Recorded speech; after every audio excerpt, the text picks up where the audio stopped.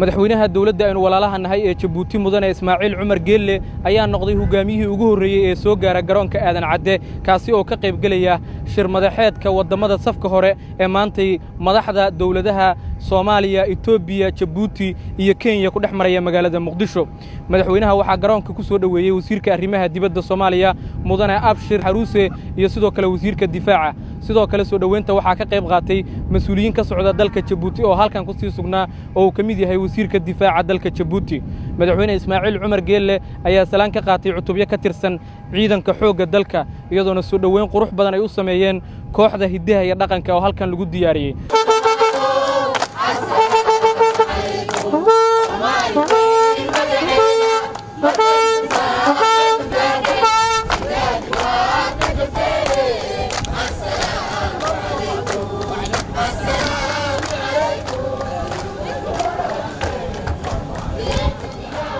madaxweyne Ismaaciil Cumar Geelle wuxuu ugu horeeyay tiro madaxweynayaal iyo ra'iisul wasaaraha dalka Itoobiya oo maanta soo gaaraya magaalada Muqdisho si ay uga qayb galaan shir madaxeedka wadamada safka hore oo goordhow ka furmaya hoteelka Dakaale ee magaalada Muqdisho. Warbaahinta qaranka Soomaaliyeed ayaa halkan ku sugan si dadweynaha Soomaaliyeed ay u soo gaarsiiyaan dhacdooyinka ka dhacaya halkan maalintan taariikhi